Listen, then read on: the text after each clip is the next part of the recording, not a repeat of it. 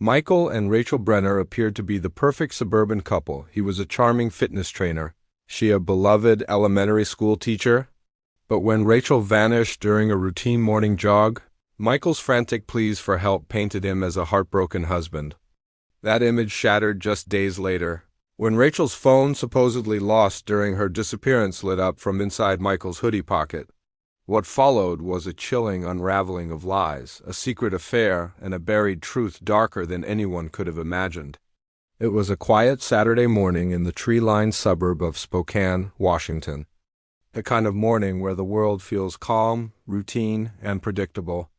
The sun had just begun to rise over the rooftops, casting soft golden light across the neighborhood lawns. Birds chirped gently as joggers passed by with earbuds in, unaware that a story was about to unfold that would shake their peaceful community to its core. Around 9:45 a.m., a call came into the local 911 dispatch from a man named Michael Brenner. He was breathless and agitated, saying his wife, Rachel, had gone out for her usual morning jog hours ago and hadn't returned. He insisted this was unlike her, that she was disciplined about her routine and always came home on time. Michael told the dispatcher that Rachel had left the house around 6:30 that morning. She had worn a light blue hoodie, black running leggings, and her gray sneakers. She always took her phone with her, he added, and he'd been calling her for the past hour, but every time it went straight to voicemail. He said he had driven around the neighborhood and even checked the trail she liked to run, but there was no sign of her. According to him, she had vanished into thin air. Within the hour, local patrol cars began to canvass the area. A few officers were sent to the couple's home to ask questions and gather any items that might help in the search, like a recent photo or her running route. Michael greeted them at the door looking worried and disheveled. He handed them a printed flyer he had already made with Rachel's face on it. The officers found this unusually fast but didn't question it at the time. Volunteers from the neighborhood joined the search quickly. They moved through wooded areas near the trail, checked the ditches alongside the roads, and questioned anyone they passed. No one had seen Rachel that morning. There were no signs of a struggle, no items left behind, no torn clothing or dropped phone. It was as if she had never gone out at all. The neighborhood trail was usually busy on weekends, especially in the early morning hours. Runners, dog walkers, and cyclists used the path frequently, yet no one reported seeing Rachel that day. It seemed odd, but not impossible. Still, the lack of sightings started to bother the officers quietly observing the case. As the hours passed, concern deepened. Rachel was a well-liked second-grade teacher known for being responsible and dependable. Her car was still in the driveway, her keys were in the bowl near the front door, and her purse sat untouched on the kitchen counter. Her smartwatch charger was still plugged in, and her water bottle, which she usually took on long runs, was still in the fridge. Investigators began to note small inconsistencies. There were no signs of forced entry, and the house was tidy. But for someone who left for a run, Rachel hadn't taken the items she normally would. There was also no history of mental health issues, no financial strain, and no indication that she'd leave on her own. Michael remained highly visible throughout the day. He appeared in social media posts, gave statements to a local reporter, and even appeared on a live Facebook video pleading for Rachel to come home. He seemed emotional, his voice cracking with every sentence. He asked the public to look at the flyer, to keep an eye out, and to report anything unusual, even a scrap of clothing or a flash of color on the ground. For many watching, his pain felt real, but to a few trained eyes, something didn't quite sit right. The way he answered some questions felt rehearsed. He stumbled when recounting the exact timeline. One officer noted how quickly he had assumed the worst, referring to Rachel in the past tense just a few hours after she'd supposedly disappeared. Later that evening, the police filed an official missing persons report. Rachel's photo was circulated widely online and broadcast on local news channels. Tips began to trickle in, but none led anywhere. It was as if she had simply evaporated. Behind the scenes, detectives began documenting every detail: Michael's behavior, the layout of the home, the items found or not found. It was too early to make accusations, but something felt off. Something about this case wasn't adding up. And while the community focused on finding Rachel, the detectives quietly started to focus on Michael. 2 days had passed since Rachel Brenner was reported missing, and the case had begun to draw media attention beyond Spokane. News anchors speculated on her whereabouts while social media erupted with theories, each more speculative than the last.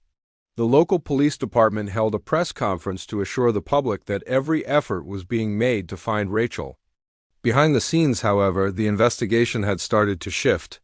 What had begun as a standard missing person case was slowly beginning to take on the contours of something more complicated, something darker. Detectives had spent the past 48 hours combing through the details of Michael's original statement. They reviewed his phone records, checked surveillance footage along the route Rachel supposedly took, and interviewed neighbors. They also looked at security footage from nearby homes to verify his timeline. There were small discrepancies, minor time gaps, unclear statements about his morning routine, but none of them were smoking guns. Still, the gut feeling among the team was unanimous. Something was not right. Detective Angela Ruiz had been assigned as the lead investigator. She had handled a number of missing persons cases over her 10-year career and had developed a keen sense for when a case was moving in the wrong direction. She called Michael in for a formal sit-down, hoping a face-to-face interview might reveal more. Michael arrived at the station appearing tired and slightly disoriented. He wore the same hoodie he had on the day before, and his eyes were bloodshot. He claimed he hadn't even been sleeping and that he was overwhelmed by the lack of progress in the search for Rachel. His tone remained cooperative, but there was a defensiveness underneath his words, subtle but noticeable. While Michael was in the interview room, Detective Ruiz stepped out to grab a printed copy of the report. She returned a few minutes later, and as she sat down, a soft buzzing sound echoed through the small room. It was coming from the pocket of Michael's hoodie. The phone lit up briefly, displaying a name on the screen that made Ruiz's heart freeze. It said Rachel. Ruiz leaned forward slightly to confirm what she'd just seen. The contact photo was unmistakable. Michael casually reached into his pocket and pulled out the phone. It wasn't his. It was Rachel's. The room seemed to slow down for a moment. Michael looked down at the phone, then back up, and muttered that he must have found it earlier that morning under the couch. He claimed he meant to turn it in but had forgotten in his rush to get to the station. The excuse didn't sit well with Ruiz. 2 days had passed since Rachel vanished. The phone had supposedly been with her on the run. It had been a central detail in his original statement that she always carried it with her. But now it was in his possession, powered on and receiving calls. Michael's explanation didn't address the bigger issue. If the phone had never left the house, then maybe Rachel hadn't either. Ruiz didn't press the issue immediately. Instead, she marked the moment in her notes and ended the interview shortly after, telling Michael they might have more questions later. As he left the station, another officer discreetly followed him to monitor his behavior. The phone, now evidence, was handed over to the tech team for analysis. That single buzzing sound had changed the trajectory of the investigation. It wasn't just that Rachel's phone had turned up unexpectedly, it was that it had been hidden in plain sight, with the one person who shouldn't have had it. Investigators obtained a search warrant for the Brenner home the same day. They planned to comb through every room, every drawer, every device. Back at the station, the phone's data offered its own quiet revelations. The last outgoing message was time-stamped at 7:04 a.m., the morning of her disappearance. After that, the device had been powered off. There was no outgoing activity, no social media use, no GPS movement. It was as if someone had deliberately shut it down. Even more curious, when the phone had been powered back on, it had automatically reconnected to the Brenner's home Wi-Fi network, suggesting it had never been far. Investigators now began to ask a new set of questions.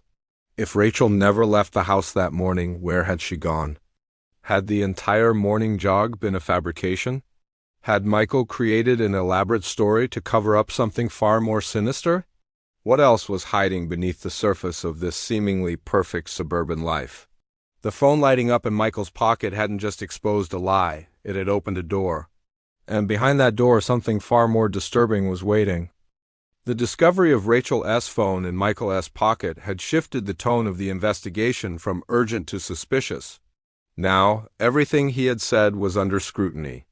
Detectives returned to the couple's home, this time with a search warrant and a much closer eye. The residence was tidy, almost too tidy. It lacked the natural disorder of a home under emotional stress. There were no signs of an interrupted morning routine, no empty coffee cup on the counter, no running gear laid out, and, most notably, no running shoes missing. All of Rachel's workout clothing was accounted for in the closet, folded and untouched. In the bedroom, they found her smartwatch still sitting on its charger. That struck investigators as odd. Rachel reportedly wore it every day, especially on her runs. She used it to track her steps and log her pace. It was synced to her phone, which the tech team was still analyzing. The data showed her last recorded movement was just after 7 a.m. on the morning she disappeared. There was no indication she ever left the house. It was becoming clear that the story Michael had told was coming apart, not from lack of evidence, but because of the wrong kind of evidence. The kind that stayed behind when someone tried to rewrite a timeline. Police checked with neighbors to see if anyone had seen Rachel that morning. Most people were getting ready for work or still asleep, but several mentioned they hadn't noticed her usual jog. One neighbor across the street had a security camera pointed at the road.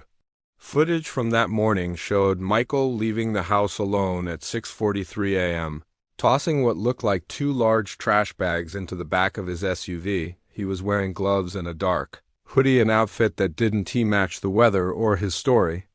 The footage raised a major question. If Rachel had supposedly left at 6:30 a.m. for a run, why did Michael leave shortly after, and why was he carrying large bags?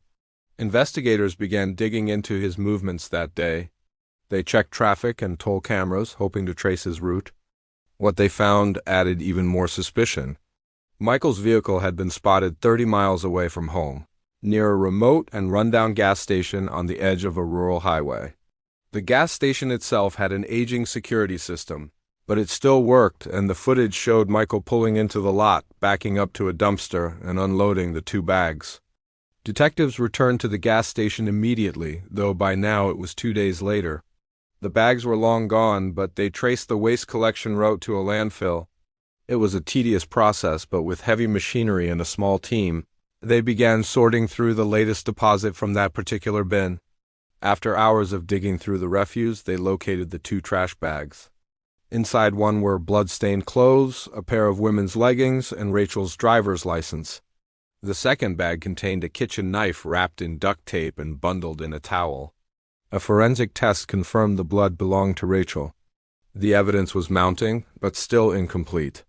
Without a body, there could be no definitive cause of death. No murder charge could yet be made. But the walls were closing in on Michael. The forensic timeline didn't lie. Rachel hadn't gone for a run that morning. Her smartwatch and phone had remained in the house, her clothing was untouched, and Michael's car had traveled in the wrong direction, carrying away more than just garbage. The detectives examined financial records next. They found no signs of sudden withdrawal or financial distress.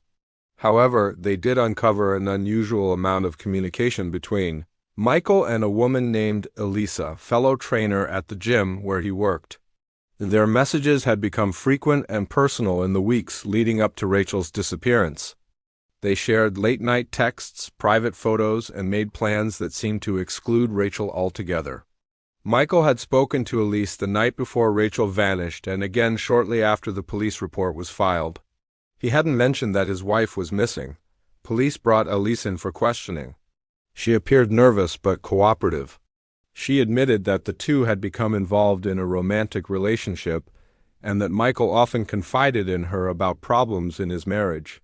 She said he never spoke of harming Rachel, but she recalled that he seemed relieved in the days following the disappearance, even confident.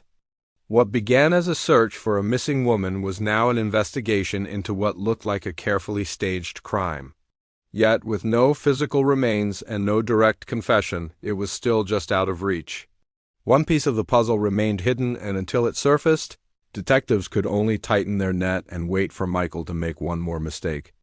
Detectives working the case now believed they were investigating a homicide, not a disappearance. The evidence found in the landfill had shifted the momentum entirely. Bloodied clothing, Rachel's ID, and a weapon wrapped in household linens were damning pieces that contradicted Michael's entire story. Still, they needed more. The physical evidence proved Rachel had been harmed, but the body had not been found, and Michael still denied any involvement. A missing person case was turning into something far more deliberate, but it wasn't yet complete in the eyes of the law. As the team reviewed the landfill discovery, forensics confirmed that the kitchen knife matched the set found in the Brenner's kitchen, down to a distinctive notch in the blade. The blood on the clothing matched Rachel's DNA profile. The time-stamped security footage from the gas station aligned precisely with the window Michael had been unaccounted for. These elements were critical, but prosecutors were hesitant to file charges without locating Rachel's remains. They needed the final piece of proof to tie everything together. Investigators turned back to Michael's movements after Rachel's disappearance. GPS data retrieved from his vehicle showed a strange pattern in the days following her reported absence. He had taken 3 trips north into a wooded area outside a rural town 2 hours away. The location was familiar to him. Records showed the Brenner family owned an old cabin in that region, one that had been abandoned for several years after Michael's parents passed away. A search of property records confirmed it was still in the family's name, though no one had visited it in over a year, at least until now. Detectives quietly set up surveillance. On his 4th visit to the property, Michael was observed stopping at a hardware store on his way out of town. He purchased gloves, rope, and a shovel. This caught the attention of the investigative team. He drove to the cabin later that evening, arriving just before sunset. A drone was deployed to monitor the area from a distance, and 2 officers were stationed nearby, hidden along a trail that led to the property. Michael walked deep into the woods behind the cabin. He was seen carrying the shovel and a large black duffel bag. His behavior was meticulous. He paused often, looked over his shoulder, and walked in wide circles before stopping at a clearing. There, he began to dig.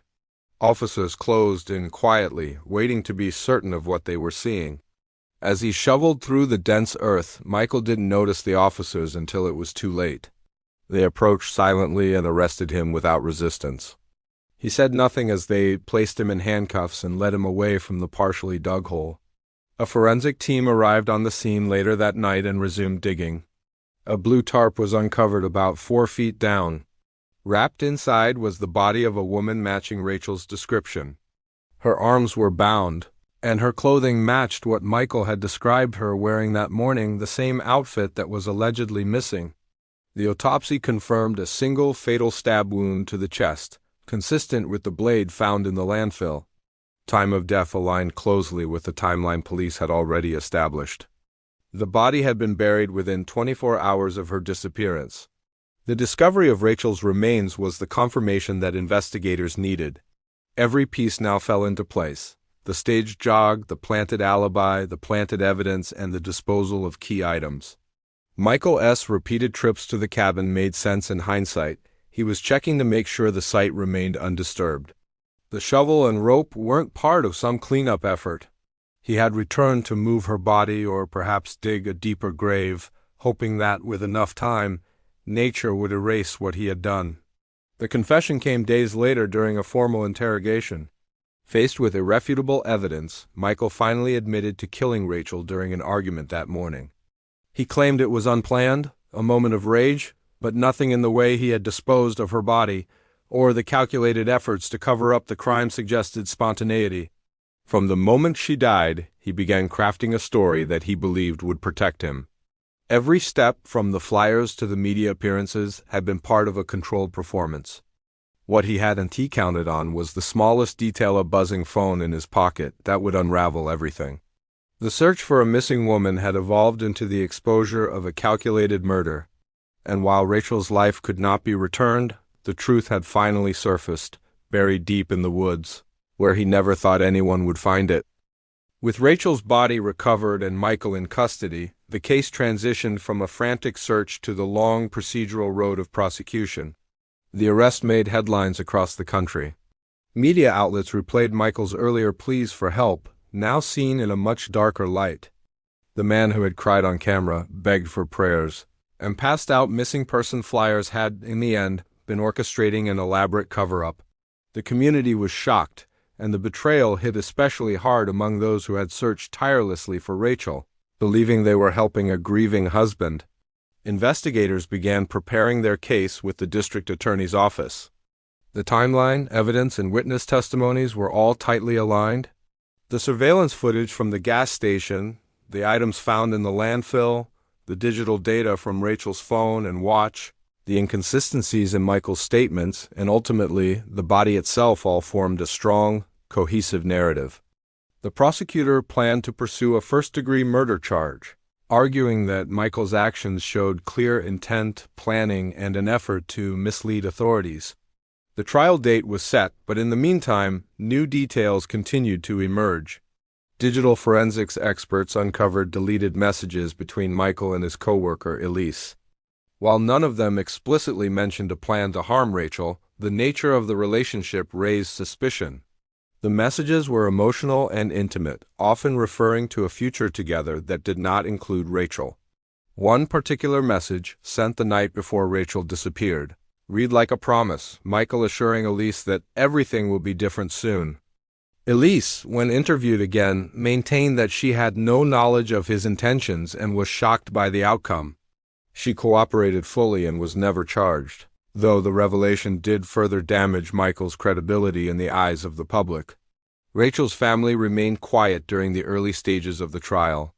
Her parents, devastated by the loss, chose not to speak publicly, but submitted a powerful victim impact statement when the time came. In it, they painted a picture of a woman who was kind, dedicated, and deeply loved by her students and community. They described the pain of knowing that her final moments were spent in fear, and the horror of realizing that the man who claimed to love her had taken her life and buried her in a forest, like she meant nothing.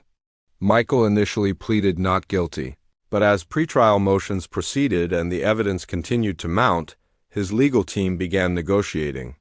They hoped to reduce the charges to second-degree murder in exchange for a full confession and life sentence without parole.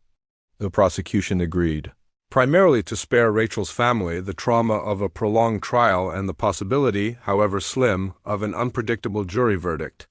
Michael's formal confession was entered into the court record detailing the events of that morning. According to him, an argument had spiraled out of control. He claimed Rachel had threatened to leave him, and in a fit of panic and rage he stabbed her once in the chest. What followed, however, was calculated. He cleaned the scene, staged the morning jog narrative, and worked to cover every trace of what had really happened. His sentencing hearing was attended by dozens of community members, some of whom had volunteered in the search for Rachel. The courtroom was silent as the judge read the sentence: life imprisonment without the possibility of parole. Michael showed little emotion. He kept his eyes down, his hands folded, avoiding the gaze of Rachel's family seated behind him. In the months that followed, Rachel S. story became a case study in law enforcement training seminars about digital evidence and behavioral red flags. The case was covered in true crime documentaries, podcasts, and news specials. Many focused on how a single, unexpected detail, the buzzing of a phone that shouldn't have existed, brought the entire false narrative crashing down. Rachel was remembered not just for how she died, but for how she lived. Her school held a memorial in her honor, dedicating a garden space where her students could sit and reflect. The district created a scholarship in her name for future educators. Her family started a foundation to support victims of domestic violence, hoping to prevent other tragedies through awareness and early intervention. Michael began serving his sentence at a state correctional facility, far removed from the suburban home where the story began. He would never walk free again. In the end, it was not a grand forensic breakthrough or a dramatic confession that solved the case. It was a careless mistake. A phone, once believed to be lost, lit up in a quiet room and spoke louder than any word he had ever said. That single vibration pierced through the lies and pulled the truth to the surface.